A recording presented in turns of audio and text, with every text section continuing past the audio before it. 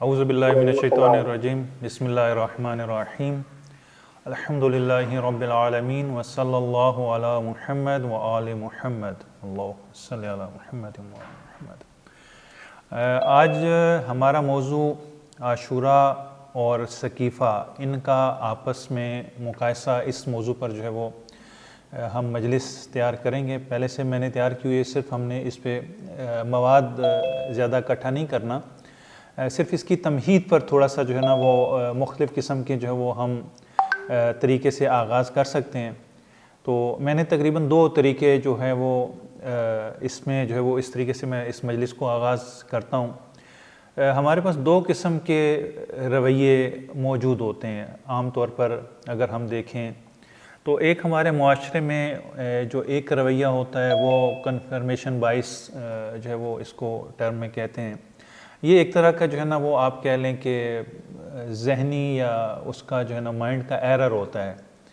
یہ کیفیت تقریباً ہر فرد میں میں سمجھتا ہوں کہ کسی نہ کسی حد تک پائی جاتی ہے، اور آپ لوگ بھی اس سے آشنا ہوں گے کہ یہ کنفرمیشن بائس جو ہے وہ کیا ہوتا ہے، اور اسی کو مد نظر رکھیں۔ اور اس کے مقابلے میں جو ہے وہ دوسری طرف یہ ہوتی ہے کہ انسان جب کسی بھی حقیقت کو پا لے تو اب اس حقیقت کو وہ قبول کرے، یعنی بجائے اس کے کہ اس کے مقابلے میں وہ ڈٹ جائے، یا جو اس کے پہلے سے اس نے ایک کانسیپٹ بنایا ہوا ہے، ایک نظریہ بنایا ہوا ہے، ایک سوچ اور فکر بنا رکھی ہے، اسی سوچ اور فکر کے اوپر وہ ڈٹ نہ جائے، بلکہ جہاں پہ بھی اسے حقیقت کا سامنا کرنا پڑتا ہے وہ کہے کہ حقیقت کو میں تسلیم کرتا ہوں، ولو حقیقت اس کے نفع میں ہو یا نہ ہو۔ تو یہ 2 قسم کے رویے ہمارے ہاں پائے جاتے ہیں۔ خصوصاً اگر قرآن میں دیکھیں تو قرآن نے بہت زیادہ مذمت کی ہے اس رویے کی، اور اس کو بہت زیادہ کثرت سے بیان کیا ہے، جس کو ہم کنفرمیشن بائس یا ہٹ درمی کا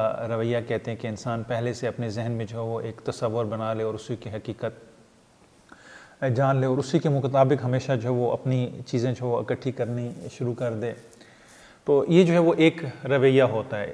تو ہمارے پاس ایک تو اس قسم کا رویہ ہے، مثلا ہم دیکھتے ہیں کہ تاریخ میں جتنے بھی واقعات ہیں، یہ تمہید آپ کو کئی جگہوں پہ کام آ سکتی ہے۔ جب بھی کوئی بھی تاریخی موضوع ہم بیان کریں تو اس تاریخی موضوع میں معمولاً یہ ہوتا ہے کہ ہمارا شیعہ نقطہ نظر اور اہل سنت کا نقطہ نظر جو ہے وہ ایک دوسرے کے 180 ڈگری جو ہے وہ مخالف ہو سکتا ہے۔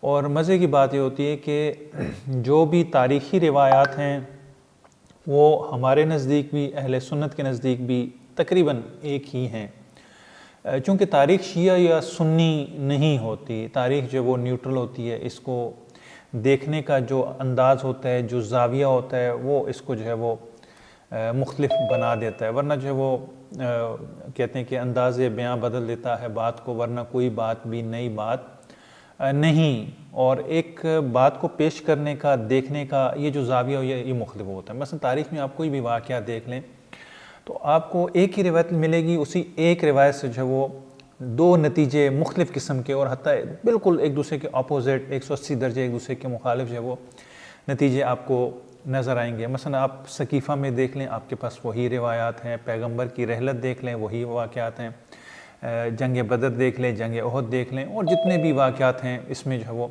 حتیٰ ایون اگر میں مثال کے طور پہ عرض کروں تو آپ میں سے اگر کسی نے مطالعہ کیا ہو سیرت عائشہ سید سلمان ندوی کی، جو شبلی نعمانی کے شاگرد تھے، انہوں نے کتاب لکھی جناب عائشہ کے دفاع میں، اور تمام وہ روایات کے جس میں جو ہے وہ ان کے بارے میں تذکرہ تھا وہ لے کر آئے، اور ان کی فضیلت میں اور ان کے دفاع میں انہوں نے اس کو ذکر کیا۔ اور اس کے بعد ایک اور کتاب جو حضرت عائشہ ہی کے موضوع پر ہے، وہ علامہ مرتضیٰ عسکری کی کتاب ہے نقش عائشہ در تاریخ اسلام، جس کا اردو ترجمہ جو ہے وہ تاریخ اسلام میں جناب عائشہ کا کردار، اس عنوان سے جو ترجمہ ہوئی، بڑی عمدہ کتاب ہے۔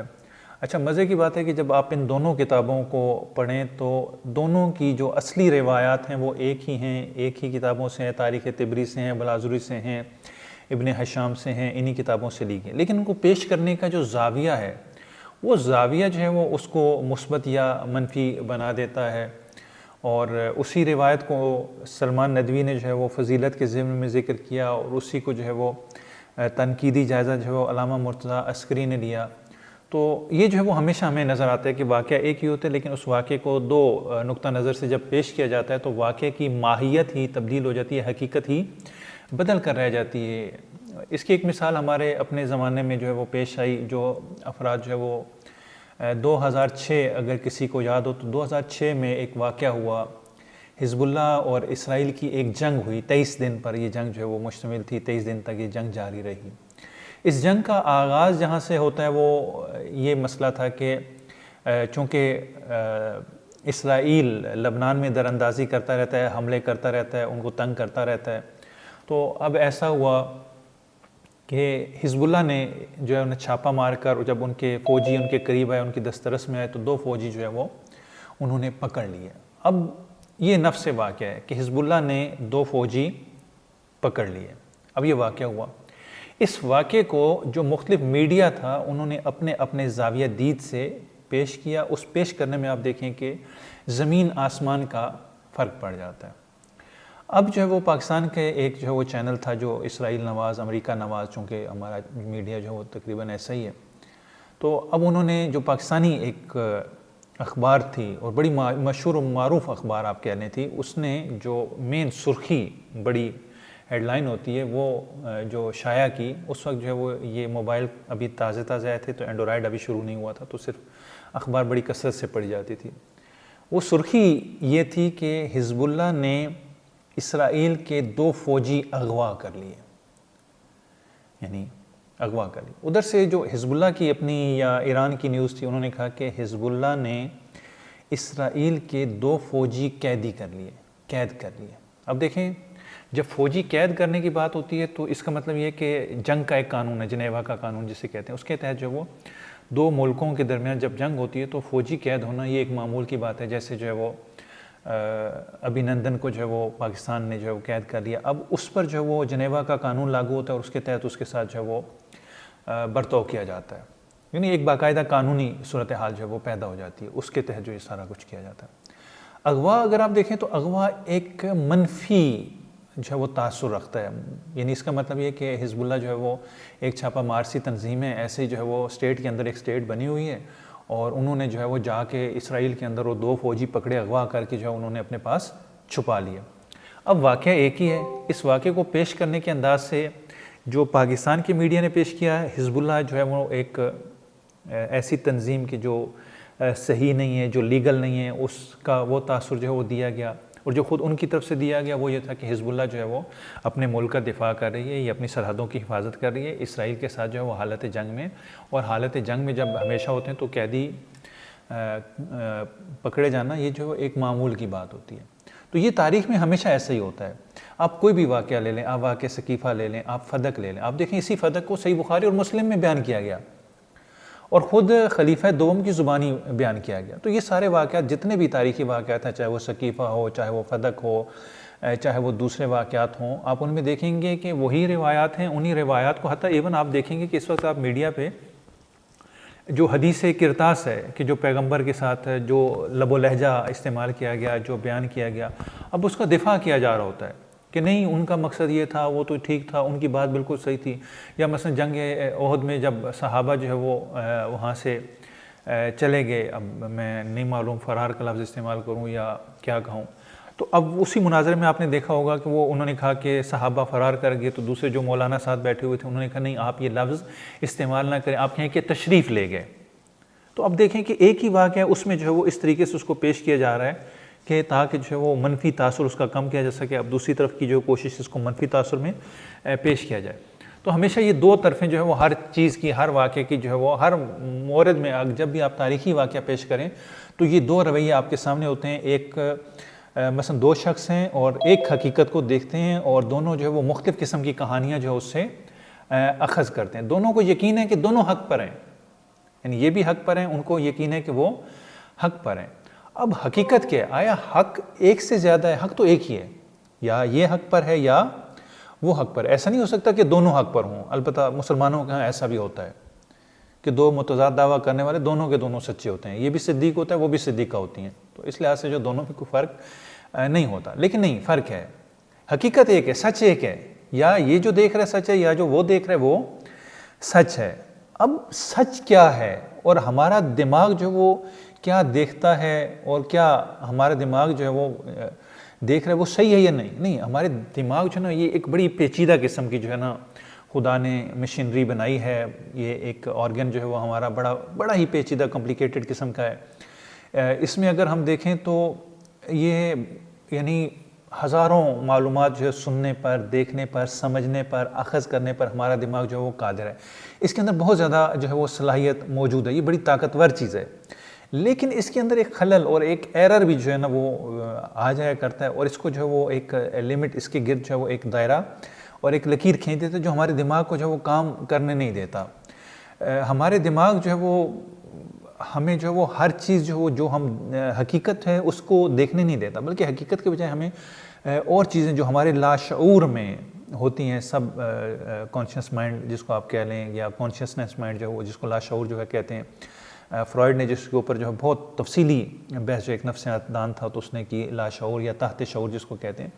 اب ہمارا دماغ جو ہے وہ معمولاً جو کام کر ہوتا ہے نا وہ ہمارے لاشعور میں جو کچھ ہوتی ہے، تحت شعور میں جو چیز ہوتی ہے، ہم لاشعوری طور پر بہت سارے اعمال جو ہے وہ انجام دیں. اب ہمارا دماغ کیا کرتا ہے کہ ہمارے لاشعور میں جو ہماری خواہش ہوتی ہے نا اس کے مطابق ہمیں چیزیں جو وہ لا کے دینا شروع کر دیتا ہے. تو اس میں یہ ہوتا ہے کہ اب ہم وہ حضوری، چونکہ ہمارے لاشعور میں جو ہے وہ کوئی کمی ہوتی ہے، کچھ ایسا نقص ہو جاتا ہے جس کی وجہ سے اب ہمارا دماغ جو ہے جو چیز ہمارے لاشعور کو چاہیے ہوتی ہے وہی جو ہے لا کر دینا شروع کر دیتا ہے. اب یہ جو ہے یہ ایک منفی، آقا یہ جو لاشعور ہے یہ فطرت ہے؟ نہیں، فطرت اور چیز ہے. دیکھیں یہ ہمارے ذہن کے، دماغ کے حصے ہیں. ایک شعور ہوتا ہے، مثلا میں ابھی پانی پی رہا ہوں تو میں شعوری طور پر پی رہا ہوں، مجھے پتہ ہے مجھے پیاس لگی ہے، مجھے پانی پینا ہے. میں مثلا یہاں پہ آتا ہوں، شعوری آتا ہوں. لیکن بعض اوقات آپ نے دیکھا ہوگا فلاں احساس کمتری کا شکار ہے، ہوتا ہے نا، یہ بچے احساس کمتری کا شکار ہو جاتے ہیں. یا مثلا جو مجرمین ہوتے ہیں، خصوصاً اگر آپ دیکھیں تو مجرموں کیوں مجرم بنتے ہیں؟ کیونکہ اس کے کچھ نہ کچھ کمی ہوتی ہے جس کو جو ہے وہ جرم کی دنیا کی طرف اس کو لے کے آ جاتی ہے. یعنی وہ لاشعوری طور پر آ جاتا ہے، اس پر بچپن میں ظلم ہوا ہے، پولیس نے ظلم کیا ہے، کچھ ایسا ہوا ہے جس کی وجہ سے جو ہے وہ آ جاتا ہے. یا آپ مثلا یہ دیکھتے ہیں کہ یہ بچے جو ون ویلنگ کر رہے ہوتے ہیں، یہ ون ویلنگ کیوں کر رہے ہوتے ہیں؟ کیا یہ بیمار ہوتے ہیں، مریض ہوتے ہیں؟ نہیں، یہ احساس کمتری کا شکار ہوتے ہیں. انہیں وہ توجہ نہیں ملی جو ملنی چاہیے تھی. اب یہ لوگوں کی توجہ اپنی طرف اٹریکٹ کر رہے ہیں کہ لوگ ہمیں دیکھیں کہ ہم کچھ کر رہے ہیں، ہم کچھ ہیں. تو یہ چیز ہوتی ہے، یہ ان کے لاشعور میں ہوتا ہے. یعنی جو انسان کے ساتھ جو ہے وہ اچھا یا برا جو کچھ بھی ہوا ہوتا ہے نا، انسان کی شخصیت اس کے تحت جو تشکیل پاتی ہے. یعنی انسان کے شعور کے پیچھے ایک اور اس کا مائنڈ ہوتا ہے جس کو سب کانشیسنس یا کانشیسنس مائنڈ کہتے ہیں. تو انسان اکثر جو زندگی گزار رہا ہوتا ہے یہ لاشعور کے تحت گزار. اور اس وقت جو ہمارا میڈیا، سوشل میڈیا، ہماری ڈرامہ انڈسٹری، فلم انڈسٹری، ہماری نیوز انڈسٹری جتنی بھی یہ کام کر رہی ہے، یہ بڑے ماہر لوگ ہوتے ہیں، یہ ماہر نفسیات ہوتے ہیں. آپ دیکھیں یہ جو ایڈ بنتے ہیں، یہ جو پبلسٹی کی جاتی ہے، یہ سب کچھ یہ کس کے تحت کی جاتی ہے؟ یہ عام ہمارے لوگوں کی جو ذہنیت ہوتی ہے، لاشعور ہوتی ہے، اس کے مطابق جو یہ ساری جو ہے وہ تبلیغات کی جاتی ہیں، یہ سب کچھ کیا جاتا ہے. تو انسان عمدتاً جو ہے وہ اپنے لاشعور کے تحت چل رہا ہوتا ہے اور یہ لاشعور اس کو کنٹرول کر رہا ہوتا ہے. تو جو بھی اس لاشعور کو کنٹرول کر لے گا وہ اس انسان کو کنٹرول کر لے گا. تو یہ اصل مسئلہ ہوتا ہے. تو اب ہمارا جو ذہن ہے وہ اسی طریقے سے کام کرتا ہے کہ ہمارے ذہن کو جو ہے وہ اپنے مطلب کی چیزیں چاہیے ہوتی ہیں. ہم کیا کرتے ہیں؟ اپنا ایک نظریہ بنا لیتے ہیں اور اپنے آپ کو اسی نظریے پر درست ثابت کرنے کی کوشش کرتے ہیں. اور اب اگر ہم کسی کے بارے میں ایک تاثر قائم کر لیتے ہیں کہ فلاں اچھا شخص ہے، اگر اس میں کوئی برائی بھی نظر آئے، آپ نے دیکھا ہوگا کہ اگر کوئی کسی شخصیت کے ساتھ وابستہ ہے، شخصیت پرستی میں مبتلا ہے، مثلا اس کا کوئی فیوریٹ شخصیت ہے، ہیرو ہے، عالم ہے، استاد ہے، کوئی بھی ہے، اب اگر اس میں کوئی برائی بھی ہوگی نا تو وہ کہے گا نہیں اس میں یہ برائی نہیں ہے. اب اس کو جو ہے وہ ڈیفینڈ کرنا شروع کر دیں. اچھا اس کے برعکس اگر ایک برا فرد ہے، اچھا اس میں کوئی اچھائی بھی ہوگی نا تو اب اس کو اس کی اچھائی نظر نہیں آئے گی چونکہ یہ مخالف ہے. جیسے آپ دیکھ لیں کہ مرزا، اب مرزا کے جو مخالف ہیں نا، مرزا جتنی اچھی بات بھی کر لینا اب ان کو وہ بری لگنی ہے. انہوں نے مرزا کی کوئی بات جو ہے وہ قبول نہیں کرنی. کیونکہ مرزا ان کے نزدیک جو منفور ہے، اسے شدید نفرت کرتے ہیں، اس کی کوئی اچھائی ان کے نزدیک اچھائی نہیں ہے. تو ہمارے اکثر جو لوگ ہیں، ہم اکثر لوگ اس میں مبتلا ہوتے ہیں، لیکن کم اور زیادہ. بعض بہت زیادہ مبتلا ہوتے ہیں، بعض جو بہت کم ہوتے ہیں. ہمارے ذہن جو ہے وہ اس کی ایک کمی ہے، وہ یہ ہے کہ مثلا ہمارا ذہن غلطی کرتا ہے، لیکن یہ اس کی کمی اور یہ ضعف نہیں ہے. اصل جو ذہن کی کمی ہے نا، جو ذہن کے اندر ایک کمی پائی جاتی ہے، وہ یہ نہیں ہے کہ وہ غلطی کرتا ہے، نہیں، وہ غلطی پہ ڈٹ جاتا ہے، یعنی یہ نہیں کہ میں اپنی غلطی مان لوں، نہیں، وہ اس غلطی پہ جو ہے وہ ڈٹ جاتا ہے، اس کو جو ہے وہ یہ ہے کہ میں بس نہیں مانوں۔ اچھا، اس کے بدلے ایک اور شخص ہوتا ہے کہ جو اپنی سوچ اور فکر کے بارے میں شک اور تردید کا، جس کو کریٹیکل تھنکنگ کہتے ہیں، کہ انسان سوچے کہ واقعاً ایسا ہے یا نہیں ہے۔ انسان کو حقیقت چاہیے، مجھے اس سے غرض نہیں ہے کہ میرے اس فائدے میں ہوتی ہے یا نقصان میں، نہیں، مجھے حقیقت جاننی ہے، مجھے یہ جاننا ہے کہ فیکٹ کیا ہے، تو مجھے ریالٹی جو ہے وہ دیکھنی ہے، مجھے یہ نہیں دیکھنا کہ میری مرضی کیا، نہیں، میرا اپنی خواہش نہیں دیکھنی۔ تو یہ دو قسم کے رویے جو ہمارے پاس موجود ہوتے ہیں، اور ہمیں چاہیے کہ ہم ہر چیز کو سوچ سمجھ کر، اور خصوصاً ہمارے مکتب میں جو ہے وہ اس پر بہت زیادہ تاکید کی گئی کہ ہمیشہ عقل سے، عقلانیت سے، سوچ کر، سمجھ کر، تدبر سے، فکر سے، حتیٰ اگر دین کو بھی اپنانا ہے، خدا کو بھی ماننا ہے، تو سوچ سمجھ کر اپنانا ہے، ورنہ جو ہے اس کا کوئی فائدہ نہیں ہے۔ اس کی ایک مثال میں عرض کرتا ہوں کہ مرحوم کلینی جنہوں نے اصول کافی لکھی، انشاءاللہ میں وہاں پہ عرض کروں گا، تو اصول کافی کے مقدمے میں لکھتے ہیں، کہتے ہیں کہ ایک شخص نے سوال کیا کہ ہمارے زمانے میں جو ہے وہ جاہلیت بہت زیادہ ہو گئی ہے، لوگ دین سے دور ہو گئے ہیں، انہیں دین کا علم نہیں ہے، اور اس وقت جو ہے دین کی بنیادیں منہدم ہو چکی ہیں، آپ ہمیں یہ بتائیں، اجازت دیں، چونکہ آپ ہمارے مولانا ہیں، آپ ہمارے بزرگ ہیں، آپ ہمارے عالم دین ہیں، تو آپ ہمیں اجازت دیجئے کہ کیا ہم بغیر علم کے، جہالت کی بنا پر دین پر عمل کر سکتے ہیں، بغیر سوچے سمجھے، بغیر ہم نے یہ کہ سوچے سمجھنے کیا ہے، بس ہمیں جو دین ملا ہے ہم بغیر سوچے سمجھے اس پر عمل کر سکتے ہیں۔ وہاں پر مرحوم کلینی بڑی تفصیل سے آیات اور روایات لے کر آتے ہیں، اور ان کا آیات اور روایات نقل کرنے کے بعد کہتے ہیں کہ اگر بغیر علم کے، بغیر شعور کے دین پر عمل کیا جائے تو اس کا کوئی فائدہ نہیں ہے۔ یہ دین، چونکہ دین کے آنے کی غرض یہ تھی کہ انسان سوچے، انسان سمجھے، انسان اپنی عقل کو استعمال کرے، تو جب بھی انسان جو ہے وہ اپنی سوچ کو کوئی چیلنج دے تو وہاں پر یہ صحیح، ورنہ انسان جمود کا شکار ہو جاتا ہے، تو یہ مشکل پیش آتی ہے۔ اب آپ اسی کے تناظر میں ہمارے پاس قرآن میں دو قسم کی آیات ہیں اس ٹیبل میں، آپ دیکھیں کہ لا تلبسوا الحق بالباطل وانتم ولا تکتموا الحق وانتم تعلمون، حق کو باطل کے ساتھ نہ ملاؤ اور حق کو مت چھپاؤ، در حالیں کہ تم جانتے ہو کہ یہ تم کیا کر رہے ہو۔ میں نے کل بھی عرض کیا تھا کہ انسان کے اندر ایک وجدان اور ایک ضمیر پایا جاتا ہے جس کو معلوم ہے کہ کیا حقیقت ہے اور کیا حقیقت نہیں ہے، یہ ایک رویہ ہے۔ اس کے مقابلے میں کیا ہے؟ اس کے مقابلے میں دوسرے افراد ہیں کہ جب بھی وہ حق کو قبول، مثلا الذین یستمعون القول فیتبعون احسنہ، یعنی وہ لوگ کہ جو مختلف قسم کی باتیں سنتے ہیں، قول کو سنتے ہیں، نظریات کو سنتے ہیں، فیتبعون احسنہ، اور ان میں سے اچھے کو انتخاب کرتے ہیں۔ دیکھیں، جب بھی اچھے کو انتخاب کیا جائے گا، عقل کی بنا پر انتخاب کیا جائے گا۔ یہ مختلف آیات ہیں، آپ ان میں سے کسی بھی ایک آیت کا انتخاب کر کے اس کو سرنامہ کلام قرار دے سکتے ہیں کہ یہ ہماری آیت کا عنوان ہوگا، اور اس عنوان کے تحت جو وہ ہم جو ہے وہ مجلس کو آگے پڑھیں گے۔ یہ ایک تمہید ہوگی اگر ہم نے کوئی بھی تاریخی موضوع، یہ کسی بھی تاریخی موضوع کے لیے، جیسے ایک جب ہم پڑھتے تھے تو میٹرک میں، ایف اے میں اور بی اے میں جب ایسے لکھنا ہوتا تھا تو ایسے میں یہ ہوتا تھا کہ 10 in 1، یعنی آپ اس کے چند ورڈ جو ہے وہ چینج کر دیں تو باقی آپ کو اس کو کئی جو ہے وہ مضامین بن جاتے تھے، آپ ایک ہی مضمون کو کئی جگہوں پہ جو ہے وہ استعمال کر سکتے ہیں۔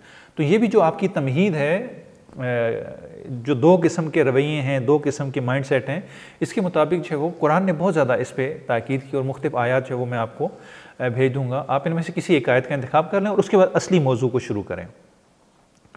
اور دوسری تمہید یہ ہے کہ ہم آئے روز دیکھتے ہیں کہ اسلام مردہ ہو، ان الدین عند اللہ الاسلام، یا دوسری آیت ہے کہ یا ایھا الذین آمنوا استجیبوا للہ وللرسول اذا دعاکم لما یحییکم، یعنی تم خدا اور رسول کی آواز پر لبیک کہو جب تمہیں وہ پکاریں اس چیز کی طرف کہ جس میں تمہاری حیات ہے۔ تو اب ہماری حیات جو ہے وہ دین میں ہے، اور دین جو ہے وہ خود مردہ ہو گیا، خود مسلمان کہہ رہے ہیں کہ یہ دین مردہ ہو گیا، اسے زندہ کرنے کی ضرورت ہے، اسے تو خود ایک مجدد چاہیے۔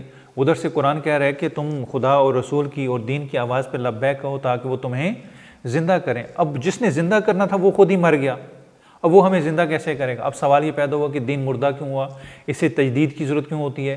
کون یہ کہہ رہا ہے کہ دین مردہ ہو گیا اور اسے تجدید کی ضرورت ہے؟ اب یہاں پہ دو مختلف نقطہ نظر سامنے آتے ہیں، ایک کہتے ہیں دین مردہ ہو گیا اور ہر 100 سال میں ایک مجدد آئے گا، مجدد آ کر اس دین کو زندہ کرے گا۔ اس کے مقابلے میں ایک دوسرا نقطہ نظر ہے، وہ کہتے ہیں نہیں، دین مردہ نہیں ہوا. کیوں مردہ نہیں ہوا؟ دین کا وارث موجود ہے. دین کا وارث ہر زمانے میں موجود تھا, خدا کی حجت موجود تھی, ابھی بھی دین کا وارث پردہ غیب میں ہے, دین مردہ نہیں ہے. اب یہ دو قسم کے ایک یہ ٹرمنالوجی ایکسپلین کر دینا, تجدید کا کیا مطلب ہے, اس کی اردو آسان کر دیں گے ذرا. جی, تجدید کا مطلب ہے اس کو آپ رینیو کرنا. جی آقا. یعنی ایک چیز جو ہے وہ آپ کی خراب ہوگی, آپ اس کو دوبارہ رینیو کرتے ہیں, تو اس کو تجدید کہتے ہیں. یعنی آ کے دین مردہ ہو گیا, دین کو دوبارہ زندہ کرنے کو, احیا کرنے کو تجدید دین کہتے ہیں. یعنی دوبارہ آپ اس کو اپنے پاؤں پہ کھڑا کرتے ہیں. تو یہ جو ہے وہ تجدید ہوتی ہے. اور اہل سنت کے ہاں جو ہے وہ یہ باقاعدہ نظریہ پایا جاتا ہے کہ دین مردہ ہو جاتا ہے اور ہر 100 سال میں اس کو زندہ کرنے کی ضرورت ہوتی ہے. تو لہٰذا خدا کیا کرتا ہے, ان اللہ یبعث علی راس کل 100 عام, خدا ہر 100 سال میں ایک مجدد کو مبعوث کرتا ہے, من یجدد لہا دینہا, کہ جو خدا کے دین کو زندہ کرتا ہے. یعنی ہر صدی میں جو ایک مجدد ان کے ہاں آتا ہے کہ جو آ کر دین کو زندہ کرتا ہے. یہ ہمارے ہاں مکتب تشیع میں یہ نظریہ, یہ روایت نہیں پائی جاتی, اور اگر کہیں پر ہے بھی تو یہ اہل سنت سے, یہ ہمارے ہاں حدیث نہیں. اب سوال یہ کہ دین مردہ کیوں ہو گیا؟ اس دین نے تو زندہ کرنا تھا. یعنی جو خود زندہ کرنے آیا وہی جو ہے وہ خود مردہ ہو گیا. اس کی وجہ کیا ہے؟ اب یہاں سے دو مکتب ہیں. ایک مکتب کہتے ہیں دین زندہ ہو گیا, ایک جو ہے وہ کہتے ہیں نہیں دین زندہ ہے کیونکہ اس کا وارث, ہاں دین میں کچھ جو ہے وہ مشکلات, اس کو اصلاح کی ضرورت ہے, امر بالمعروف اور نہی عن المنکر کے ذریعے سے یہ مشکل دور ہو جائے گی. ہم یہ دیکھتے ہیں کہ یہ مشکل پیدا کیوں ہوئی, کہ اسلام میں جو اختلاف پیدا ہوا یہ دو اہم ترین مکتب ہیں اور دو واقعات کے ساتھ یہ منسلک ہیں. ایک واقع غدیر کے ساتھ ہیں, ایک اپنے آپ کو اہل ولایت کہتے ہیں کہ ہم جو ہے وہ اہل ولایت ہیں, ہم غدیر کے ماننے والے ہیں, اور دوسرے کہتے ہیں ہم مکتب خلافت سے ہیں اور ہم سقیفہ کے ماننے والے, سقیفہ میں خلافت کا اعلان ہوتا ہے. یہ دو واقعہ ہمارے پاس سامنے آ گئے. اچھا, اب انہی دو واقعات کو آگے لے کے چلیں گے تو ہم ان کا مقایسہ کر کے باری باری مختلف چیزوں کو دیکھتے ہیں. اچھا, ان دونوں کے پیروان بھی موجود ہیں, فالورز بھی موجود ہیں. اب ان دونوں کے جو فالورز ہیں ان دونوں کا کلیم یہ ہے, کہنا یہ ہے کہ جی ہم نے جنت میں جانا ہے. یہ کہتے ہیں کہ ہم نے جنت میں جانا ہے وائے غدیر, یہ کہتے ہیں ہم نے جنت میں جانا ہے وائے سقیفہ, خلفاء کے ذریعے سے. اب دونوں کا کلیم, دونوں جنت میں جانے کے دعوے دار ہیں کہ ہم دونوں نے جنت میں جانا ہے. اب یہ دونوں واقع ہیں کیا کہ جس میں ہوا؟ مختصر طور پہ واقعہ غدیر آپ سب نے سنا ہوا کہ پیغمبر نے حج کے بعد جو ہے وہ آگے بڑھے اور خم کے مقام پر پہنچے, وہاں پہ پیچھے والوں کو آگے, آگے والوں کو پیچھے. جب سب مل گئے تو شدید تپتی دھوپ میں, کہ جہاں پہ صحابہ بڑی شدت کی گرمی میں کھڑے ہیں, ایک پاؤں اٹھاتے ہیں ایک رکھتے ہیں, کوئی سایہ نہیں ہے, پالانوں کا ممبر بنایا جاتا ہے اور اس کے بعد ایک خطبہ دیا جاتا ہے, پھر امیر المومنین کو سامنے لایا جاتا ہے. معمولاً یہ جو تصویر غدیر کی بنی ہوئی یہ درست نہیں ہے کہ پیغمبر نے حضرت علی کا ہاتھ اٹھایا اور ایک طرف سے حضرت علی کا ہاتھ ہے, ایک طرف سے جو ہے وہ پیغمبر کا ہاتھ, اور یوں ہاتھ انہوں نے بلند کیا. نہیں, ایسا نہیں ہے. روایات میں ملتا ہے کہ پیغمبر نے امیر المومنین کو اپنے سامنے کھڑا کیا اور ان کے دونوں ہاتھ جو ہے وہ بلند کیے, اتنے بلند کیے کہ کہتے ہیں کہ بغلوں کی سفیدی بھی نظر آنے لگی. اور اس کے بعد جو ہے وہ البتہ اس سے پہلے امیر المومنین کو جو ہے وہ امامہ پہنایا. امامہ جو ہے وہ عربوں میں تاج کی حیثیت رکھتا ہے, تو گویا امیر المومنین کی تاج پوشی کی گئی. اور اس کے بعد اعلان کیا گیا من کنت مولاہ فہذا علی مولا اللہم وال من والہ وعاد من عادہ اور ونصر من نصر واخذل من خذل.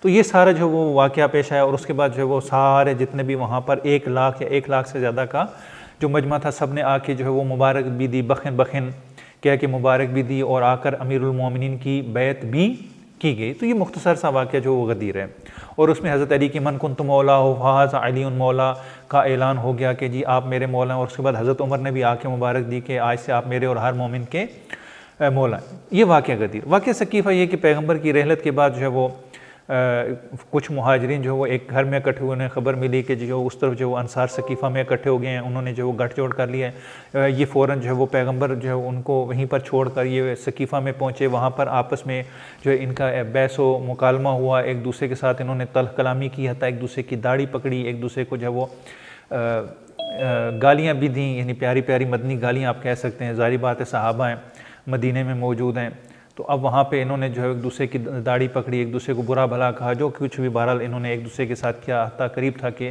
ان کو نیچے پاؤں کے نیچے رون دیا جائے، اور اس طریقے سے ہوا۔ اور اس کے بعد جو اچانک سے ایک نے جو ہے وہ خلیفہ اول کا ہاتھ پکڑا، پھر انہوں نے بیعت کر لی، پھر باقی سب نے کرتے کرتے بیعت کر لی۔ پھر وہاں سے یہ نکلے، وہاں سے ایک قبیلہ آ رہا تھا، بنی اسلم کا ظاہر قبیلہ آ رہا تھا، ان کو انہوں نے اپنے ساتھ لیا مسجد نبوی میں، اور جو راستے ملتا پکڑ پکڑ کر جو ان سے بیعت لی گئی۔ پھر مسجد میں جو لوگوں کو بلا کر ان سے بیعت لی گئی۔ تو یہ جو ہے واقعہ ثقیفہ ہوا۔ ادھر پیغمبر کا جو ہے وہ جسد مبارک پڑا ہوا ہے، امیر المومنین جو ہے وہ اس لوگ تکفین میں مشغول ہیں، اور ادھر سے مسلمانوں نے جو ہے وہ خلافت کے بارے میں جو ہے وہ، جب پیغمبر کہہ رہے ہیں کہ لو کاغذ قلم میں تمہیں لکھ دوں، تو اس وقت کہتے ہیں کہ نہیں، پیغمبر تو نعوذ باللہ ہذیان ہو گیا، پیغمبر تو بخار کی شدت میں بول رہے ہیں۔ اور جب یہاں پر پیغمبر کی رحلت ہوتی ہے تو دوڑ کر جو ہے سب سے پہلے جو خلافت کے مسئلے کو جو ہے وہ قابو کیا جاتا ہے، اس میں کیا جاتا ہے۔ اب یہ دو واقعے ہمارے پاس جو تاریخ میں پیش ہے، اور ان کے بارے میں جو روایات ہیں ساری کی ساری متفق ہیں، اتفاق ہے، سب پر متفق علیہ ہیں، سب کا اتفاق ہے۔ یعنی غدیر ایسا واقعہ جو تواتر کے ساتھ نقل ہوا، اہل سنت بھی یہ نقل کرتے ہیں کہ لاکھوں کا مجمع، پیغمبر نے من کنت مولا فہذا علی مولا کہا، اور آ کر لوگوں نے بیعت بھی کی اور لوگوں نے مبارکباد دی۔ ثقیفے میں بھی کہتے ہیں کہ پیغمبر کی رحلت کے بعد پیغمبر کو چھوڑ کر ثقیفے میں اکٹھے ہوئے، لڑائی جھگڑا ہوا، ایک دوسرے کی داڑیاں پکڑی، ایک دوسرے کو برا بھلا کہا، اور اس کے بعد جو اچانک سے ان کو جو انتخاب کر لیا گیا، دوسروں نے بیعت کر لی، پھر بنی اسلم کے لوگ آئے۔ اب یہ واقعہ جو مختصر طور پر جو وہ پیش آیا، ابھی فرصت نہیں ہے، پھر کبھی فرصت ہوئی تو ان کو تفصیل سے جاننا ضروری ہے خود اہل سنت کی کتابوں سے۔ اچھا، اب ہم دیکھتے ہیں کہ یہاں پر دو واقعے، جو واقع غدیر ہے، اب اس کے جو ماننے والے کہتے ہیں دین کے وارث اہل بیت علیہ السلام ہیں، اور ساتھ جو ہے وہ یہ کلیم بھی کرتے ہیں کہ کیوں دین کے وارث ہیں؟ چونکہ پیغمبر کے وارث ہیں۔ اور کیسے پتہ چلا کہ یہ پیغمبر کے وارث ہیں؟ کہتے ہیں کہ دیکھیں، معمولاً ایسا ہوتا ہے کہ جو بندہ دنیا سے جاتا ہے تو اس کا جسد کس کے پاس ہوتا ہے؟ کون اس کے انتظامات کرتا ہے؟ اس کے وارث کرتے ہیں۔ وارث کون ہے؟ وارث تو اہل بیت ہیں۔ پیغمبر کا جنازہ کس نے جو ہے وہ غسل و کفن و دفن و یہ سب انتظامات یہ اہل بیت نے کیا۔ بس اس کا مطلب ہے کہ یہ اس کے اصلی وارث جو ہیں وہ اہل بیت علیہ السلام ہیں۔ دوسرے افراد کہتے ہیں نہیں، دین کے وارث صحابہ ہیں، اہل بیت نہیں ہیں۔ ٹھیک ہے، اہل بیت کو مان لیتے ہیں، لیکن اصلی جو وارث ہیں وہ صحابہ ہیں۔ اب غدیر کا جو واقعہ ہے، اگر ہم اس کو دیکھیں، غدیر نبی کی زندگی کا واقعہ ہے۔ خود جو ہے وہ نبی موجود ہیں، لیکن ثقیفہ نبی کی زندگی کا واقعہ نہیں ہے، وہاں پہ نبی موجود نہیں ہے۔ اچھا، یہ واقعہ غدیر خم کے مقام پہ ہوتا ہے اور بڑے اہتمام سے ہوتا ہے، پورا اہتمام کیا جاتا ہے اس کا۔ یہ اچانک نہیں تھا کہ یا ایھا الرسول بلغ وما انزل الیک من ربک، نہیں، پورے اہتمام سے غدیر خم کے مقام پر جان بوجھ کر اس مقام کا انتخاب کیا جاتا ہے۔ ابھی فرصت نہیں ہے میں اس تاریخی پس منظر کو بیان کرتا کہ مکہ میں یہ اعلان کیوں نہیں ہوا، مدینہ میں کیوں نہیں ہوا، کیوں غدیر خم کے، لیکن بہرحال ایک اہتمام سے غدیر خم کو جان بوجھ کر اوبجیکٹیوٹی حاصل ہے، یہاں پر ایک موضوعیت حاصل ہے۔ اچھا، ہم دیکھتے ہیں کہ پیغمبر جتنے فیصلے کرتے تھے وہ تو مسجد نبوی میں، جتنے بھی اہم فیصلے ہوتے تھے مسلمانوں کے وہ مسجد نبوی میں ہوتے تھے۔ چلیں، اگر آپ نے خلیفہ کا فیصلہ کرنا ہے تو ہونا تو یہ چاہیے تھا کہ فیصلہ مسجد نبوی میں ہو۔ ثقیفے کی وہ حیثیت نہیں ہے کہ ثقیفے میں کیا جائے، یعنی ہمیشہ پیغمبر کی سنت تو یہ رہی ہے کہ پیغمبر مسجد میں فیصلے کیا کرتے تھے مدینے میں، آپ ثقیفہ میں کیوں اکٹھے ہوئے؟ بس یہ بھی جو ہے ایک اشکال ہوتا ہے کہ ثقیفے میں یہ سب کو مسجد میں اکٹھے ہونا چاہیے، ثقیفے میں کیوں اکٹھے ہوئے؟ اچھا، اس کے بعد جو ہے وہ اسی واقعے میں ہم دیکھتے ہیں کہ نبی بھی ہیں، وحی بھی ہے، یا ایھا الرسول بلغ الیوم اکملت لکم دینکم، یہ ساری آیات جو وہ اسی موقع پر نازل ہوتی ہیں۔ بس نبی بھی ہیں، وحی بھی ہے، علی بھی ہیں اس واقعے میں۔ لیکن دوسری طرف ہم دیکھتے ہیں نہ نبی ہیں، نہ علی ہے، نہ وحی ہے، بلکہ وحی کا انکار ہے۔ اچھا، اس کے بعد کیا ہے؟ غدیر میں 1.25 لاکھ کم از کم، یعنی جو تعداد جو ہے وہ بیان کی زیادہ سے زیادہ 1.25 لاکھ، کم سے کم 1 لاکھ کے قریب جو ہے وہ، یا 80,000 کے قریب جو ہے وہ بیان کی جاتی ہے۔ 1.25 لاکھ لوگ جو ہے وہ غدیر میں موجود ہیں، بلکہ میں اگر یوں کہوں کہ کوئی بھی ایسا فرد نہیں ہے جو غدیر میں نہ ہو، ہر بندہ غدیر میں موجود ہے۔ جتنے بھی خصوصاً بڑے بڑے صحابہ جو مدینے میں پیغمبر کے ساتھ ہیں، یہ تو کنفرم ہے کہ وہاں پر ہیں، اور دوسرے علاقوں کے لوگ بھی وہاں پر موجود ہیں۔ اکثریت ہے، یعنی یہاں پر اگر آپ کہتے ہیں نا معیار اکثریت ہے، تو اکثریت تو آپ کو غدیر میں نظر آتی ہے۔ 1.25 لاکھ آپ کو غدیر میں بیعت کرتے ہوئے نظر آتے ہیں۔ ثقیفہ میں کتنے ہیں؟ چند افراد، اور اگر میں یوں کہوں کہ چند نامعلوم افراد۔ ان تین جو ہے وہ مہاجرین ہیں، خلیفہ اول، خلیفہ دوم، ابو عبیدہ جرح، اور ادھر سے جو وہ اوس اور خزرج کے جو ہے وہ افراد ہیں وہاں پہ بیٹھے ہوئے، اور فقط انہوں نے، اور وہ بھی آپس میں لڑائی جھگڑا اور وہ سب کچھ۔ سقیفہ میں اقلیت ہے، غدیر میں اکثریت ہے۔ اگر آپ اکثریت کو معیار قرار دیتے ہیں تو آپ کو غدیر کو معیار قرار دینا ہوگا۔ اچھا، اس کے بعد پیغمبر نے ظہر اور عصر ملا کر پڑھی غدیر میں، لیکن یہاں پر جو ہے وہ آپ دیکھتے ہیں کہ نماز کا کوئی آپ کو ملتا ہی نہیں کہ نماز ہے بھی یا نہیں۔ غدیر الہی منصوبہ تھا، خدائی منصوبہ تھا۔ یا ایھا الرسول بلغ، یہ خود اہل سنت کی تفاسیر میں ذکر کیا گیا کہ اے پیغمبر جو ہے وہ پہنچا دیجئے، خود اہل سنت کی روایات میں یہ بات جو ہے وہ ہے۔ یہ الہی منصوبہ تھا، خدائی منصوبہ تھا، اس کے مقابلے میں انسانی منصوبہ تھا، لوگوں کا اپنا بنایا ہوا منصوبہ تھا کہ ہم نے ایسے بنانا ہے، اور پہلے سے طے شدہ منصوبہ تھا۔ اسی لیے کہتے ہیں کہ میں نے اس موقع کے لیے، ایک فرد اس میں کہتے ہیں کہ میں نے اس موقع کے لیے ایک تقریر تیار کر رکھی تھی۔ بھائی آپ نے کیوں تقریر تیار کر رکھی تھی؟ آپ کو کیا پتا کہ وہاں پہ کیا ہونا ہے؟ اس کا مطلب ہے کہ پہلے سے پری پلان ہے، بس یہاں پر جو وہ انسانی منصوبہ تھا، الہی منصوبہ نہیں تھا۔ غدیر ظاہری اہتمام کے ساتھ تھا، پورے اہتمام کے ساتھ کیا گیا، بتا کر کیا گیا، دکھلا کر کیا گیا، اہتمام کے ساتھ کیا گیا۔ لیکن واقع سقیفہ خود انہوں نے، ان کا اپنا کلیم ہے کہ یہ تو ایک ناگہانی آفت، خدا نے اس کے شر سے ہمیں محفوظ رکھا، اور یہ خفیہ اہتمام کے ساتھ تھا کہ یہ ادھر بیٹھے تھے، وہ ادھر اکٹھے ہوئے، پھر یہ وہاں پہنچے، اور اس طریقے سے یہ سارا مسئلہ ہوا۔ غدیر میں خدا کا مقرر کردہ جانشین تھا، من کنت مولا فہذا علی مولا، لیکن سقیفہ میں لوگوں کا مقرر کیا ہوا تھا، لوگوں کا چنا ہوا تھا۔ غدیر میں خدا کا چنا ہوا تھا، سقیفہ میں لوگوں کا چنا ہوا تھا، اور یہ سب مانتے ہیں کہ لوگوں کا انتخاب تھا سقیفہ میں۔ اور اس کے بعد ہم کہتے ہیں کہ ہر زمانے میں ایک ولی اور اس حجت کا ہونا ضروری ہے۔ یہ تھوڑا ترتیب جو ہے اس میں چینجنگ ہو سکتی ہے، اس کو آخر میں لے کے جانے کی ضرورت ہے۔ ہم کہتے ہیں کہ ایک ولی، ایک حجت خدا ہونا ضروری ہے، وہ کہتے ہیں نہیں ضروری نہیں ہے، ہم خود انتخاب کریں۔ جب آپ خود انتخاب کریں گے تو پھر بھی آپ مجبور ہو جائیں گے خدا کے انتخاب پر، پھر آپ کہیں گے کہ نہیں خدا کی حجت ضروری ہے، ابھی ضروری نہ ہو، ہر 100 سال میں خدا کی طرف سے ایک حجت آنا ضروری ہے جو آ کے دین کو زندہ کرے۔ اگر آپ اس حجت کو مان لیتے تو آپ کو ہر 100 سال میں ایک حجت کی ضرورت نہ پڑتی، اور اس کا بھی آپ کو پتہ ہی نہیں کون مجدد ہے کون مجدد نہیں ہے۔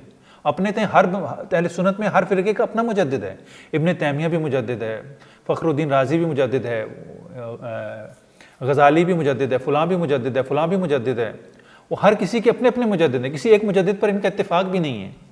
تو اگر آپ ایک ولی کو مان لیتے تو آپ کو یہ نہ ماننا پڑتا، اگر غدیر کو مان لیتے تو سقیفہ میں یہ نہ ماننا پڑتا۔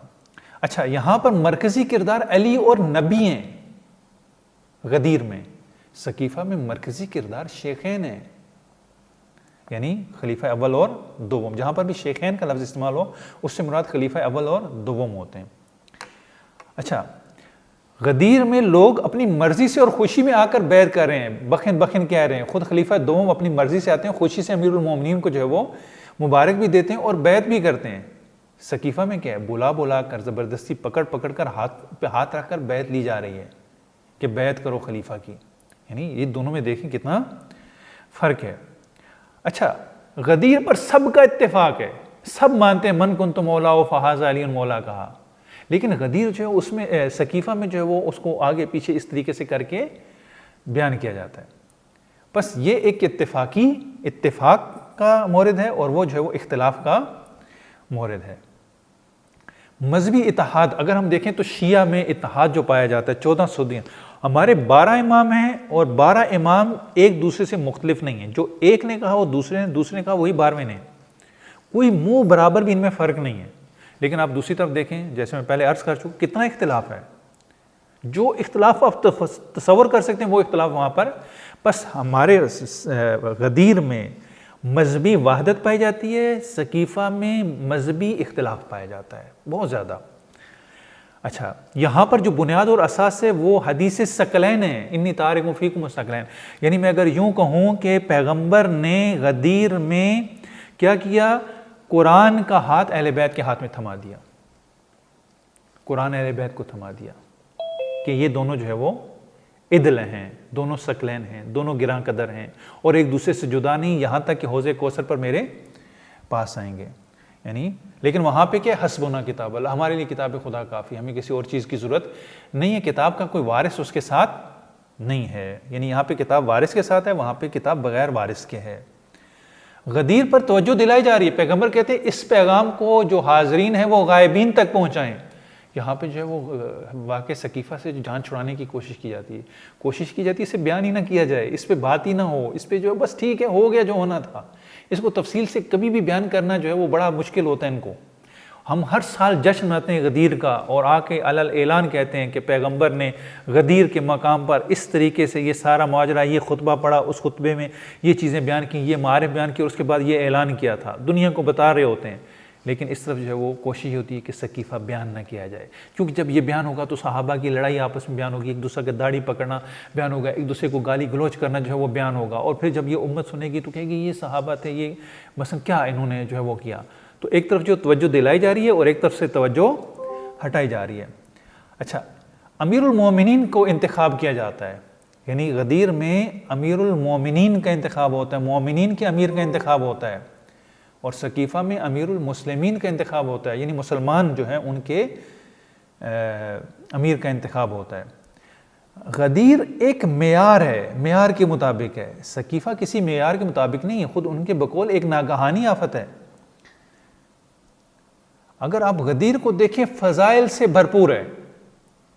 حضرت علی کی فضیلت کا ایک بہت بڑا اور انتہائی نادر قسم کا جو وہ منفرد قسم کا باب ہے.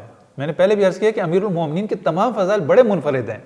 ہر فضیلت اپنی جو ذات میں ایک منفرد قسم کی حیثیت جو وہ خانہ کعبہ میں ولادت سے لے کر غدیر میں اعلان ولایت تک آپ دیکھ لیں کہ ہر فضیلت امیر المومنین کی جو منفرد ہے, فضیلت کا ایک باب ہے. یعنی لیکن دوسری طرف کوئی فضیلت نہیں ہے. یعنی آپ دیکھ لیں مثلا کہا جاتا ہے جی وہ پہلے پہ یہ بافضیلت ہیں, دوسرے پہ یہ ہیں, تیسرے پہ یہ ہیں, چوتھے پہ یہ ہیں, پانچویں پہ فضیلت کا ایک جو ترتیب. دیکھیں فضیلت کے لیے ایک سند کی ضرورت ہوتی ہے. مثلا اگر کوئی ڈاکٹر ہے تو میں اسے کہہ سکتا ہوں کہ آپ یہاں پہ بیٹھے ہیں, علاج کر رہے ہیں, پریکٹس کر رہے ہیں, مجھے بتائیں کہ آپ کے پاس کوئی سند ہے یا نہیں ہے, یا آپ ایسے ہی بیٹھے ہوئے ہیں. تو وہ مجھے سند دکھائیں گے, جی میری سند جو ہے وہ یہ ہے, یہ میں نے کام کیا. یا کسی کو جب کوئی ترقی دی جاتی ہے, کوئی انعام دیا جاتا ہے, تو اس کی سند ہوتی ہے کہ اس نے یہ کام کیا, یہ کارنامہ کیا, اس کارنامے کی وجہ سے اس کو یہ پوسٹ دی جا رہی ہے, اس کی ترقی کی جا رہی ہے, اس کو انعام دیا جا رہا ہے.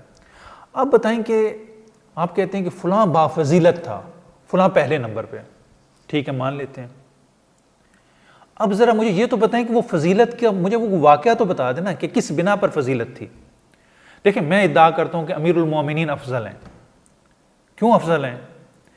خانہ کعبہ میں ولادت, دعوت ذوالعشیرہ, اولین مسلمان, جو ہے وہ شب ہجرت, امیر المومنین کا احسار و قربانی, مواخات, جنگیں, سورہ براءت, یمن کے قبیلے کو مسلمان کرنا, مباہلے کے علاوہ الہ ماشاء اللہ پھر اپنے دور میں, اور پھر سب نے اعتراف کیا, اور آج بھی یہ اعتراف کرتے ہیں.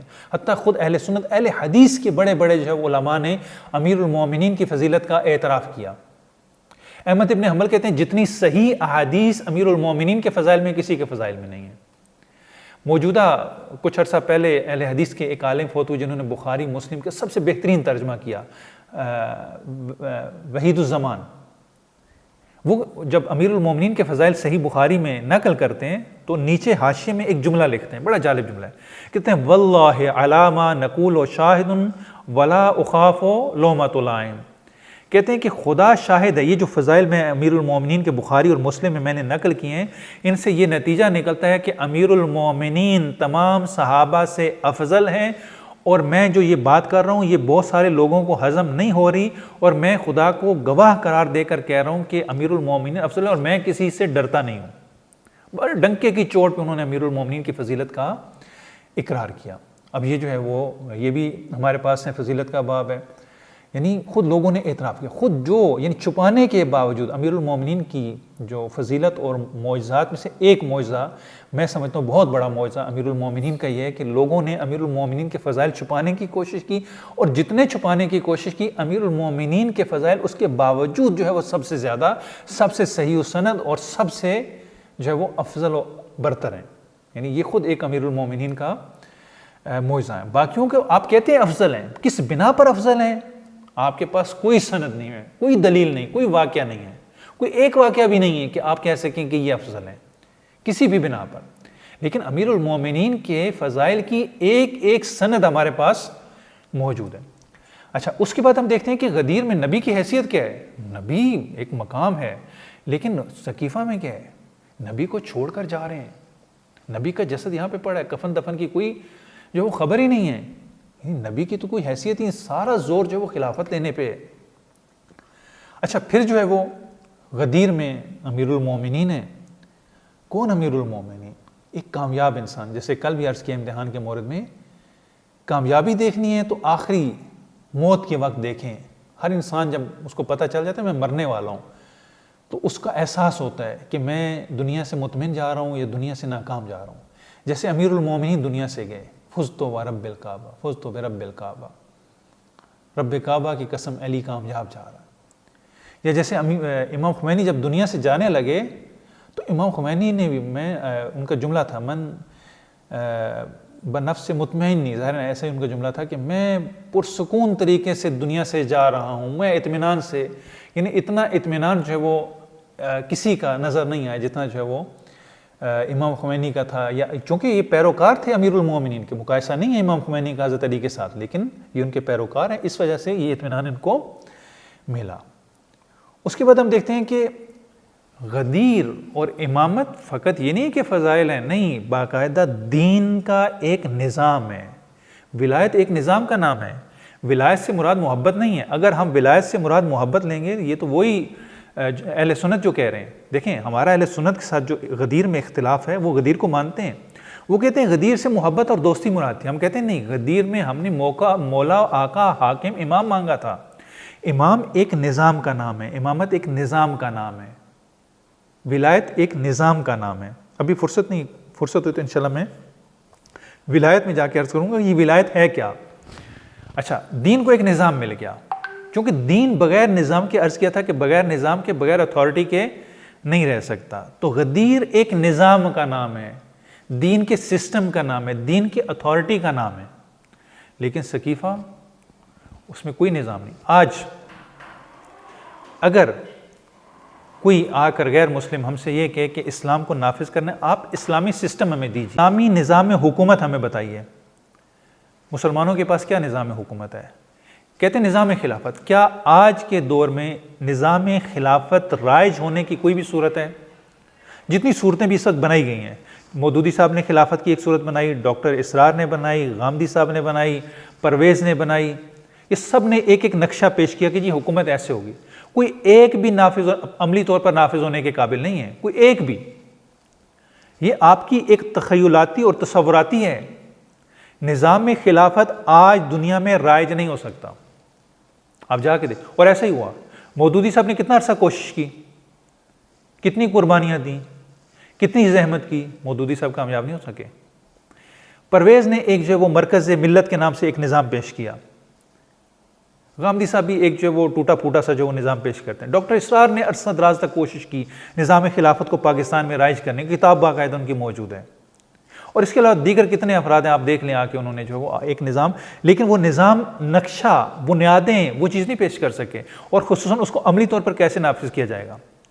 لیکن نظام امامت آیا نافذ ہو سکتا ہے یا نہیں ہو سکتا ہے، اس کی چھوٹی سی جھلک جو ہے وہ آج ایران میں موجود ہے۔ نائب امام، انہوں نے ایک حکومت وہاں پہ تشکیل دی اور دنیا کو بتا دیا کہ اگر یہ تو ولایت فقیہ ہے، نائب امام ہے، معصوم نہیں ہے، انہوں نے اتنا نظام قائم کر دنیا میں، آپ دیکھیں کہ علمی لحاظ سے وہ کسی سے کم نہیں ہے، ٹیکنالوجی کے لحاظ سے وہ کسی سے کم نہیں ہے، ان کا جو انفراسٹرکچر ہے، ان کا جو لائف آف سٹائل ہے، ان کے جو علمی ترقی ہے، وہ ہر چیز جو ہے وہ یورپ سے مقایسہ کر رہی ہے۔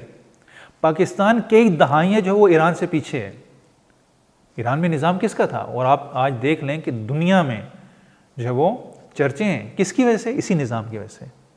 ایک نظام قائم کیا گیا، بھلے اس میں جو ہے وہ کچھ نہ کچھ ہے وہ ٹھیک ہے، آپ اس میں کیل کال کر سکتے ہیں، لیکن بہرحال وہ ایک جھلک ہے اس نظام کی۔ اگر یہ ناقص سا نظام اتنا مؤثر ہو سکتا ہے تو جب خود نظام امامت آئے گا تو کتنا مؤثر ہوگا۔ آپ یہ دیکھیں کہ اگر آپ ولو اس کو چلیں قبول نہ بھی کریں تو یہ امامت کے نام پر جو نظام آیا، یہ اتنا مؤثر ہے تو خود امامت کتنی زیادہ مؤثر ہوگی، اور اس کی باقاعدہ ہم دنیا کو دکھا سکتے ہیں کہ دیکھیں نظام امامت ایسے راج ہو سکتا ہے۔ اور اس کے بعد جو وہ اس کی اساس توحید ہے، دین ہے، اور اس میں سیاست اور دین ایک ہی ہیں، یعنی ہمارے ہاں دین اور دنیا میں کوئی فرق نہیں ہے غدیر میں، امامت میں۔ وہی ہمارا حاکم ہے، وہی ہمارا خلیفہ ہے، وہی ہمارا راہبر ہے، وہی ہمارا سب کچھ ہے۔ دین اور دنیا ہمارے یہاں کوئی فرق نہیں ہے، لیکن وہاں پہ کیا ہے؟ سنویت ہے، ڈیولزم ہے۔ دین علماء کے پاس ہے، سیاست حکمرانوں کے پاس ہے، نہیں، ہمارے یہاں ایسا نہیں ہے۔ اسی لیے امام زمانہ اجل اللہ تعالیٰ فرج الشریف کے بارے میں ایک تعبیر جو استعمال کی جاتی ہے وہ یہ کہ تمام و تصدیر ہیں۔ تصدیر کہتے ہیں صدارت طلبی کو۔ امام صدارت طلب ہے۔ امام جب آ جائیں گے، امام کہیں گے اب تمام امور کو میں خود ہینڈل کروں گا، اب میں اپنی مرضی سے چلوں گا، جس کو کرنا ہے حاکم بھی میں ہوں، امام بھی میں ہوں، دین بھی میں نے تمہیں دینا ہے، حکومت اور سیاست بھی میری مرضی کے مطابق چلے گی، اور دونوں کو ساتھ لے کے چلوں گا۔ تو ہمارے ہاں دین اور سیاست میں کوئی فرق نہیں ہے، لیکن دوسری طرف جو ڈیولزم ہے، آپ دیکھیں حکومت جو ہے حکمرانوں کے پاس، خلفاء کے پاس چلی گئی، اور دین جو تھا وہ کس کے پاس؟ صحابہ کے پاس، محدثین کے پاس، متکلمین کے پاس، فقہاء کے پاس، مفسرین کے پاس، دین ان کے پاس چلا گیا۔ ہمارے ہاں آج بھی جو ہے وہ دین اور سیاست میں کوئی فرق نہیں ہے۔ اب جو ہے وہ کیا ہوا؟ غدیر سے امامت چلی، سقیفہ سے خلافت چلی، امامت پہنچی امام حسین علیہ السلام تک، خلافت پہنچی یزید تک۔ اب اس کا جو نتیجہ ہوا وہ دنیا کے سامنے ہے، یعنی یہی خلافت کا سلسلہ تھا نا جو یزید تک پہنچا، امامت کا سلسلہ امام حسین تک پہنچا۔ اب دین کا دفاع خلافت نے کیا یا امامت نے کیا؟ یہاں پہ امامت آگے بڑھی۔ اس کے بعد آقا یہاں پہ جو ہے امامت تو امام زمانہ تک آئے گی نا، وارث سے انبیاء کہا جا سکتا ہے؟ جی وارث انبیاء ہیں، اور امامت بالآخر امام حسین تک پہنچی۔ اگلا نقطہ مہدویت تک میں لے کے جا رہا ہوں اس کو۔ اگلا نقطہ اگر آپ کو سکرین نظر آ رہی ہوگی، نظر آ رہی ہے سکرین آپ کو؟ جی اگر نظر آ رہی ہے۔ ہاں جی، اس میں آخری جو نقطہ ہے نا، بالکل آخری لائن ہے، اب میں اسی پہ پہنچ رہا ہوں کہ اس کے بعد یعنی یہاں سے امامت چلی امام حسین تک، اور خلافت چلی یزید تک، ٹھیک۔ اس کے بعد جو مہدویت ہے، یہ یعنی غدیر، یہاں پہ تھوڑا سا لکھنے میں غلطی ہوئی، یہ غدیر کی فتح اور ولایت کے ماڈل کی کامیابی کا اعلان ہے۔ وہ جو نظام میں کہہ رہا ہوں نا، اس کا کامیابی کا اعلان ہے۔ حتیٰ اب یہاں پر جو دوسرے سقیفہ والے وہ بھی یہاں پر متفق ہیں کہ دنیا میں اس وقت تک عدل و انصاف اور نظام میں عدالت قائم نہیں ہو سکتا جب تک مہدی آ کے نہیں قائم کریں گے۔ یعنی دنیا عدالت کے انتظار میں اور عدالت مہدی کے انتظار میں، یہ شیعہ بھی مانتے ہیں اور اہل سنت بھی مانتے ہیں۔ یعنی آپ دیکھیں کہ غدیر کی جو انتہا ہوتی ہے وہ مہدویت پر ہوتی ہے، ایک جہانی حکومت پر ہوتی ہے، یوٹوپیا پر ہوتی ہے۔ اور یہاں پر سقیفہ بھی آ کے مان جاتا ہے کہ نہیں، یہ خدا کے بھیجے ہوئے ہوں گے۔ یعنی یہاں پر 12ویں کو مانتے ہیں کہ یہ خدا کے بھیجے ہوں۔ بھائی اگر آپ مان رہے ہیں کہ مہدی خدا کے بھیجے ہوں تو پہلے کو آپ ماننے سے کیوں انکاری ہیں؟ جب یہ خدا کے بھیجے ہوں گے، یعنی آپ یہ مانتے ہیں کہ دنیا میں اس وقت تک امن قائم ہی نہیں ہو سکتا جب تک خدا کا بھیجا ہوا نہ ہو۔ مہدویت پہ سب کا اتفاق ہے، چاہے شیعہ ہوں، اہل سنت ہوں، حتیٰ ایون جو دوسرے مذاہب کے ہیں، یہودی ہیں، مسیح ہیں، بدھسٹ ہیں، ہندو ہیں، یہ سارے کے سارے مہدویت پر یقین رکھتے ہیں۔ اور ان کا کہنا یہ کہ آخر الزمان میں ایک ایسی حکومت قائم ہوگی کہ جو ایک آئیڈیل حکومت ہوگی، یوٹوپیا ہوگی، مدینہ فاضلہ ہوگی۔ اور یہ جو ہے وہ کہاں سے، اور یہ سب سے جو کلیئر ترین کانسیپٹ ہے مہدویت کا کس کے پاس ہے؟ وہ تشیع کے پاس ہے۔ کسی کے پاس مہدویت کا اتنا شفاف نظریہ نہیں ہے جتنا تشیع کے ہاں پایا جاتا ہے۔ کس وجہ سے؟ اور یہ کنیکٹ ہے اسی غدیر کے ساتھ، یہ وہی سلسلہ جو آگے بڑھتا ہوا چلا آ رہا ہے۔ تو یہ بہرحال ایسے ہی ہے کہ امیر المسلمین سے مراد مسلمانوں کے، یعنی جو عام ایک عوام ہے، عوامی کہہ لیں، تو یہ جو ہے وہ جو مومن ہیں، جو حقیقی مومنین سے مراد حقیقی مسلمان ہیں، اور مسلمانوں سے مراد نام نہاد مسلمان ہیں۔ اس کو جو ہے وہ اس لیے جو ہے وہ اس سے مراد وہ ہے، یعنی میرے خیال لیکن آقا انتخاب تو نہیں تھا نا، وہ انتخاب تو نہیں تھا نا، وہ تو زبردستی تھی۔ انتخاب تو تب ہوتا نا جب کوئی کچھ چنتے ان کو، وہ تو زبردستی بیٹھے تھے۔ بالکل ایسا ہی ہے، آپ کی بات صحیح ہے۔ یعنی اگر ہم حقیقت میں آ جائیں تو یہ انتخاب نہیں تھا، یہ پری پلان جو ہے نا تھا پہلے سے، لیکن اس کو جو ہے وہ ہم کہنا فوری طور پہ یا اتنا سری طور پر کہنا جو ہے وہ یعنی مشکلات کا سبب بن سکتا ہے. ابھی بھی یہ جو میں باتیں کر رہا ہوں اس کو ہم اس میں وہ ایڈ نہیں کریں گے، اس کو ختم کر دیں گے بیچ میں سے. بالکل ایسا ہی یاد ہے، بالکل ایسا ہی. وہ ایسے ہی پری پلان تھا اور یعنی پہلے سے طے شدہ تھا، اور اس کی جڑیں جو ہے پیچھے جاتی ہیں حتیٰ جو ہے وہ جنگ تبوک کے وقت سے. ابھی فرصت نہیں ہے کہ میں منافقین کا وہ کردار اور ان کا وہ سب کچھ. اچھا، یہ جو آپ نے لکھا ہے صحابہ کلہم عدول، یہ کیا مطلب ہے؟ وہ یعنی وہ اس چیز کے قائل ہیں کہ ہم تو عصمت کے قائل ہیں نا، اور وہ اس کے قائل ہیں کہ چونکہ ان کا مکتب جو ہے وہ صحابہ پر، ہم نبی، ہمارے ہاں کیا ہے، نبی معصوم ہیں، ان کے ہاں نبی کی عصمت میں کوئی وہ نہیں ہے. جیسے انہوں نے اس میں کیا واقعہ کرتاس میں کیا، اور پھر وہ اصل میں ان کے ہاں نبی کی اتنی حیثیت نہیں، لیکن صحابہ کو بڑا مانتے ہیں. صحابہ سارے کے سارے عادل ہیں. وہ عدول کیسے ہو گئے؟ یہ عدول کا تو سینس نہیں ہوگا نا، عدل کہاں انہوں نے ان کے اندر تھا؟ نہیں دیکھیں، یہ میں یہ ہمارا کلیم نہیں ہے، میں ان کی بات کو کوڈ کر رہا ہوں یہاں پہ. یہ ہم نہیں مانتے. وہ ان کو عادل سمجھتے ہیں. ہاں جی، نہیں وہ ان کو عادل سمجھتے ہیں نا. عادل بھی کیا، وہ معصوم بھی کہتے نہیں ہیں، لیکن وہ معصوم ہی سمجھتے ہیں. ان کے نزدیک جو صحابی جنتی ہیں سارے. اشرم و بشرا، وہ جو انہوں نے روایت ہے وہ حدیث صحیح ہے کیا؟ اشرم و نہیں بشرا والی کوئی حدیث بھی صحیح نہیں ہے، یعنی وہ بخاری اور مسلم اور آپ کی. مراد عادل ہے کیا؟ جی عادل ہے. عدول سے نہیں عدول سے مراد وہ عدول کرنا نہیں ہے، بلکہ یہاں سے عدول سے مراد عادل کی جمع عدول ہے، کہ صحابہ سارے کے سارے عادل ہیں. یعنی یہ اہل سنت کا متفقہ نظریہ ہے کہ صحابہ سارے کے سارے عادل ہیں. ہم نہیں مانتے. میں نے تو عرض کیا کہ ہمیں صحابہ اور اس میں جو ہے وہ مانتے ہیں، لیکن یہ کہ بس وہ پیغمبر کے صحابی تھے، جو اچھے اچھا مانتے، جو برے ہیں برا مانتے ہیں. بلکہ ہمارا قاعدہ اور کلیہ یہ ہے، ہمارا جو قاعدہ اور کلیہ دو. لیکن آغا بعض تو صحابہ ہی نہیں ہیں. میں عرض کرتا ہوں دو. وہ علم رجال پڑھتے ہیں، ان کو علم رجال کا ہے ان کے پاس، تو وہ ان کا بھی ویسے ہی ہے جیسے ہم پڑھتے ہیں علم رجال وغیرہ کے اوپر ہے کہ حدیثوں کو چیک کرتے ہیں. تو اس میں جو ضعیف ہوتے ہیں یا مجہول ہوتے ہیں یا پھر وہ جو ذہنی طور پر وہ ہوتے ہیں، دیکھا تو انہوں نے بھی رسول پاک کو نا، وہ تو ہر ایک کو صحابی لے رہے ہیں. جی تو پھر تو اس کا مطلب ہے کہ سارے ہی حق پر ہو گئے. نہیں دیکھیں، انہوں نے اپنا رجال خود بنایا ہوا ہے. انہوں نے اپنا ایک فلٹر خود بنایا ہوا ہے تاکہ اس فلٹر سے وہ جس کو گزارنا چاہیں گزار لیں. انہوں نے اپنے مطابق ایک فلٹر بنایا ہوا ہے، یعنی وہ ان کا اپنا بنایا ہوا فلٹر ہے. تو لہٰذا اس میں جو ہے وہ ہر فاسق و فاجر ہو، حتیٰ جو ہے وہ نبی کے دشمن بھی جو ہے اس میں صحابی ہیں اور بڑے بافضیلت ہیں اور بڑی بڑی چیزیں جو ہے وہ موجود ہیں. فی الحال اس کا وقت نہیں ہے. میں صرف دو نقطے ہمارے جو نزدیک معیار ہے شیعہ کے نزدیک، کہ شیعہ کسی صحابی کو برا نہیں کہتے، کسی بھی صحابی کو برا نہیں کہتے. اور دوسرا، کسی بھی برے کو صحابی نہیں کہتے. یعنی ہمارے معیار یہ کہ ہم کسی صحابی کو برا نہیں کہتے اور کسی برے کو صحابی نہیں کہتے. یہ ہمارے نزدیک معیار ہے. اور دوسرا کہ جناب سیدہ کے بارے میں ایک روایت ہے کہ جس نے جناب سیدہ کو ناراض کیا اس نے خدا کو ناراض کیا. ہم کسی ایسے شخص کو رضی اللہ نہیں کہہ سکتے جس نے جناب سیدہ کو ناراض کیا ہو. وہ رضی اللہ ہو ہی نہیں سکتا. یہ ہمارے نزدیک صحابہ ہونے کا معیار ہے.